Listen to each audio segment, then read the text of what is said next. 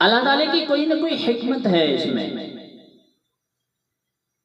حالانکہ ہمارا ایمان ہے، یقین ہے کہ دنیا میں جو کچھ ہوتا ہے وہ سب اللہ کے حکم سے ہوتا ہے.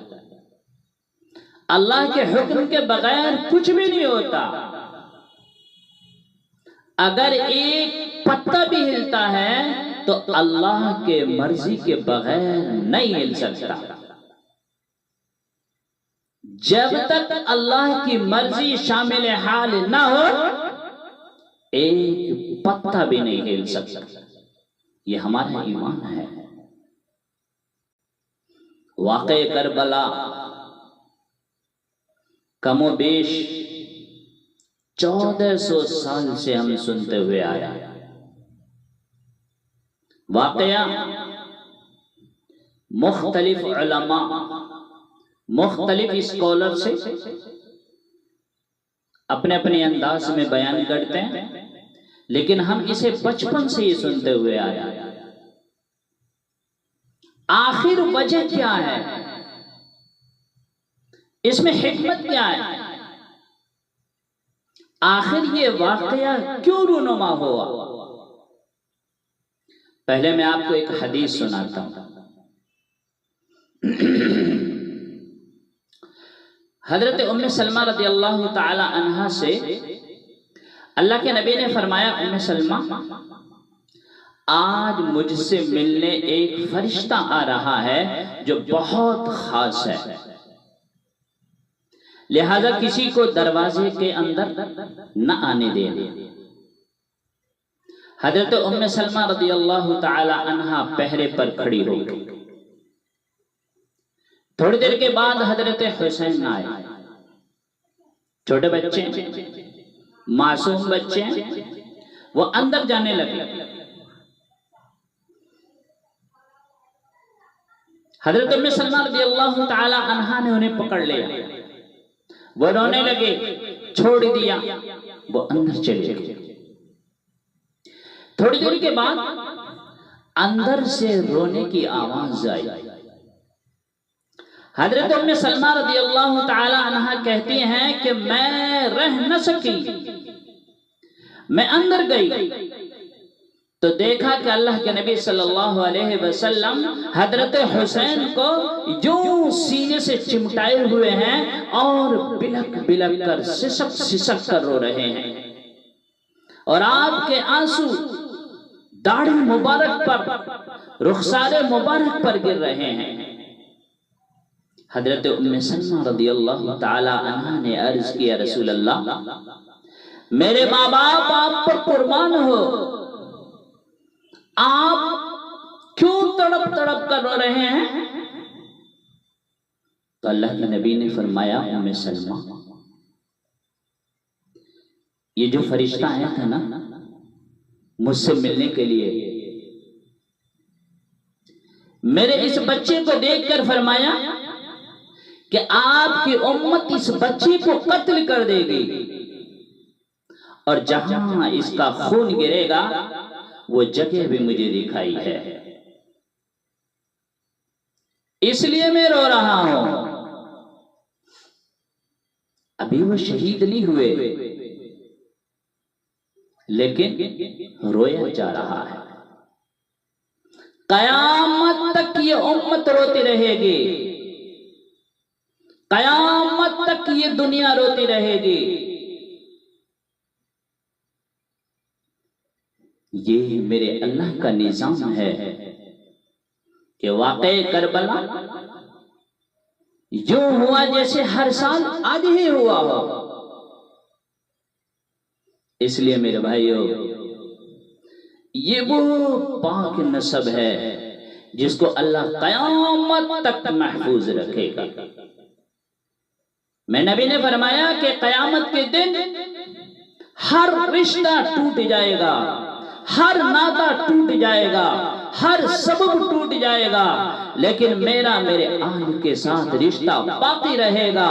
میں اپنی اولاد کو پانی پلاؤں گا، میں اپنی اولاد کی سفارش کراؤں گا. اس لیے میرے بھائیو کسی کی برائی نہ دیکھو، کسی کی عیب تلاش نہ کرو،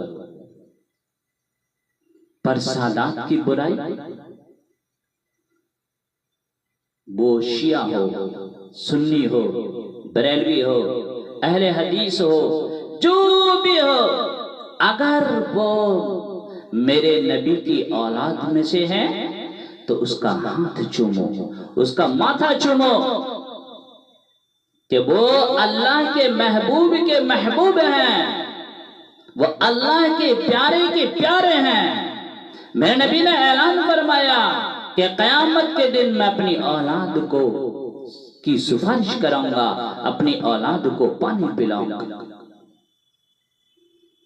اتنے سارے فرمان کے بعد بھی کتنی بے دردی سے شہید کر دیا گیا۔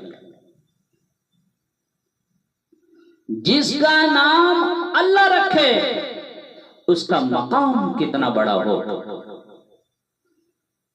جب حضرت حسن پیدا ہوئے تو آپ نے فرمایا علی کیا نام رکھا ہے؟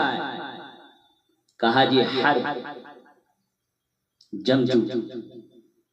تو آپ نے فرمایا نہیں، حسن۔ اور جب حضرت حسین پیدا ہوئے تو آپ نے فرمایا علی کیا نام رکھا ہے؟ کہا جی حرب، جنگجو۔ آپ نے فرمایا نہیں، حسین۔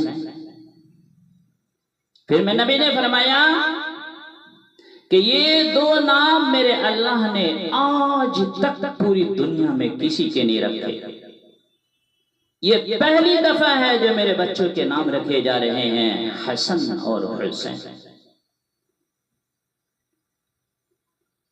پھر اللہ کے نبی صلی اللہ علیہ وسلم نے اپنا لعاب مبارک یوں نکالا اور بچوں کے منہ میں ڈالا۔ ایک ہفتے کے بعد بال کٹوائے، 2 چھترہ ذبح کیے حضرت حسن کے لیے اور 2 چھترہ ذبح فرمایا حضرت حسین کے لیے۔ عقیقہ فرمایا، گود میں کھلایا۔ جو اتنے پیار کر گیا ہو اسے اتنی بے دردی سے شہید کر دیا گیا، اتنی بے دردی سے قتل کر دیا گیا۔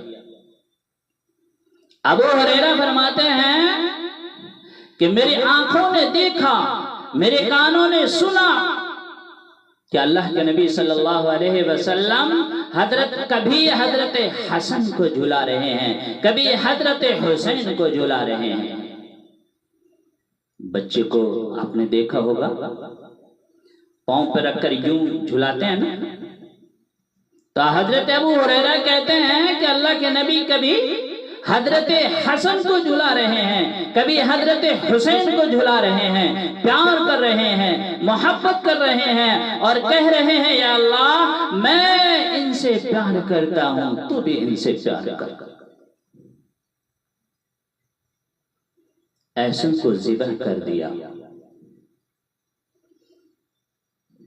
کتوں کو بھی مارتے ہوئے رحم آتا ہے، پر یہ کتے سے بھی بڑھ کر ہے۔ میرے بھائیو، یہ چند روزہ زندگی ہے، اس دنیا میں آیا ہے تو اسے جانا پڑے گا۔ اگر وہ اچھا کر کے گیا ہے تو سبحان اللہ، اور اگر وہ کسی پر ناحق خون کر کے گیا ہے تو اس کو تو سزا ملے گی۔ اللہ پاک ہم سب کو نیک عمل کرنے کی توفیق عطا فرمائے، ہر بری چیز سے ہماری حفاظت فرمائے، آمین۔ وآخر دعوانا ان الحمدللہ رب العالمین۔